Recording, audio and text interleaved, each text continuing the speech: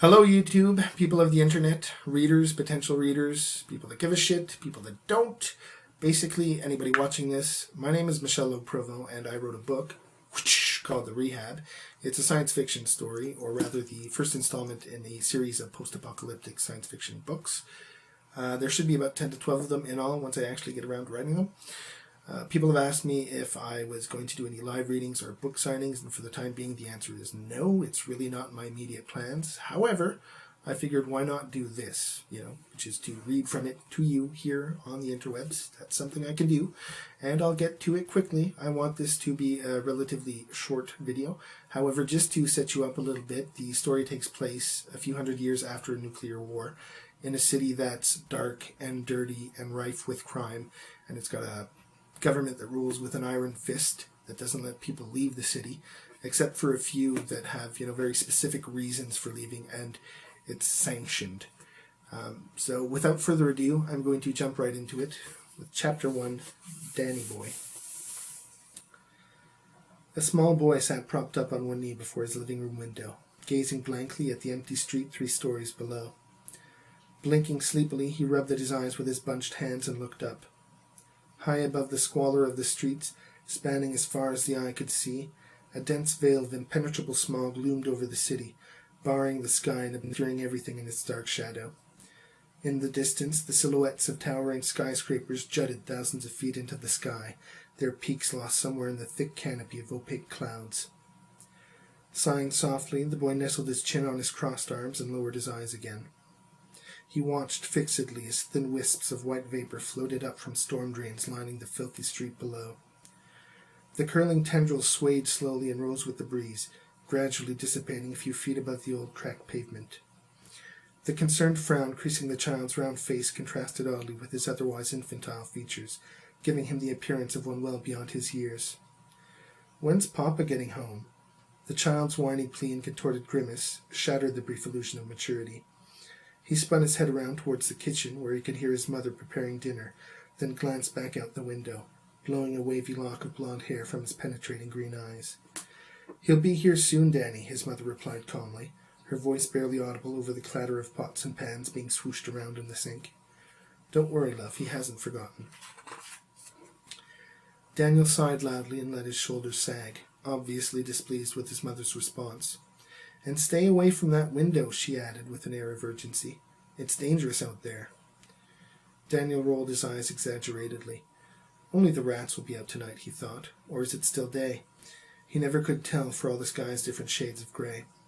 His thoughts wandered to and fro like those of children sometimes did. "Mothers are so silly sometimes," he mused, shaking his head. "The streets will be safe with Papa out there, 'cause my Papa's the toughest Papa in all of Innerstadt. He doesn't take no nonsense from nobody. He'll get home soon, he just has to." Ignoring his mother's edict, he continued watching the static scene below with renewed determination. The minutes seemed to drag on, but he persevered, carefully searching up and down the street for any sign of his father's arrival. Occasionally, an appetizing aroma wafting over from the kitchen managed to distract him, if only for a moment. Barring a lone drunk stumbling haphazardly down the sidewalk, the streets were all but dead. Vigilance eventually gave way to doubt, and he started to wonder if his father would show up at all. His wavering faith rekindled as a beam of light flashed out from a side street at the end of the block. Maybe that's him, he speculated, hopeful. He blinked and peered more intently as the light shone brighter, dully illuminating the gloomy street. It was growing stronger, closer. His heart began to race. Any moment now his father would come zipping around that corner on his rusty old hoverbike. He knew it. The urge to cheer he felt building up inside was quelled the moment the light's true source, an imposing mech unit, slowly marched out into the street. It was so big and heavy he could hear its footsteps, or at least he thought he could now that he was listening for them. The top half of its rusty body pivoted roughly in his direction, routinely flashing its spotlights back and forth across the street. A few seconds later it turned away and clanked off, continuing its patrol in another direction. "Stupid dumbhead robot," Daniel sputtered angrily, furrowing his brow. "Get away from that window, Danny," his mother called out, appearing out of nowhere to scoop him up in her arms. She carried him off so quickly he couldn't so much as voice an objection. She set him down a few feet farther and strode back to the window, pausing a moment to glare down at the mech unit. Her fists were clenched and pressed firmly to her hips. "I've already told you," she grated, reaching up to shut the blinds in one swift motion. "It's dangerous out there. I don't want to have to tell you again, mister." At that, she swiveled on her heels abruptly and strode back to the kitchen, leaving a sulky little boy in her wake. A loud and unexpected rapping at the kitchen door drew their attention. "Oh, Danny," his mother called out, "I think someone's here to see you." The excited child was there before she'd finished her sentence. It's him, he squeaked, springing for the door. A muffled voice came through from the other side. Special delivery for Mr. Danny McBride." "Mr. McBride? Hello? Maybe I've got the wrong address. I guess I should just turn around and..." Daniel yanked the door open and charged into his father's legs, nearly knocking the wind out of him. "Papa," he cried out with joy, hugging his legs fiercely. "Where you been? You took forever. We thought you might never ever come back. We were waiting and waiting and waiting, but you..." His father hoisted him up with one arm and ruffled his hair, putting a stop to his breathless jabbering. "Come now," the sturdy man said with a chuckle. "Settle down, Danny boy. Don't forget to breathe." He carried Daniel inside and wrapped his free arm around his wife. "I missed you, Elizabeth," he crooned, following up with an eager peck on her lips. It was a kiss she gladly returned, though with a little less of his rugged ardor. "You were hardly gone a fortnight, you big ox," Elizabeth exclaimed, sounding none the less delighted. "Honestly, Harold, sometimes I wonder what you'd do without us." A giggle escaped her, and she whispered back that she'd missed him too before pushing away, spots of deep crimson blooming in her cheeks. "Hardly a fortnight, you say?" Harold asked, feigning concern. "I was sure I'd been away much longer.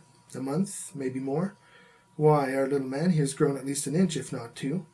He winked at Daniel, who cackled wildly like only a 5-year-old or a complete man could. "What smells so good?" he asked, his attention slipping momentarily.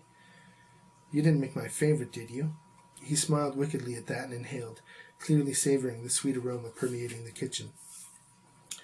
Daniel nodded up at him vigorously. "Yep, it's mashed potatoes, Pops." He tilted his head back a little and breathed in deeply in obvious imitation of his father. They're my favorite too." Harold's grin widened as he walked over to the kitchen table and set Daniel down on a sturdy wooden stool. "I'll wager they are, my boy. I'll wager they are. Yours and anyone who's tried them."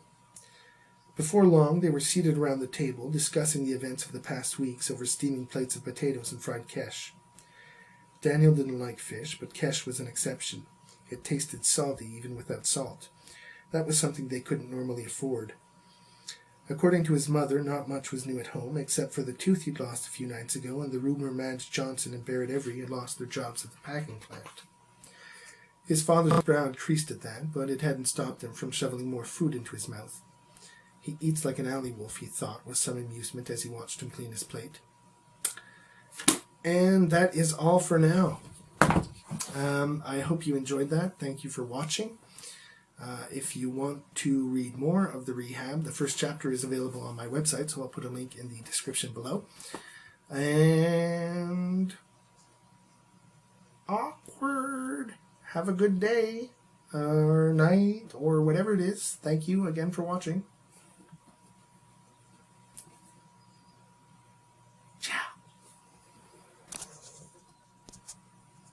How does this thing work?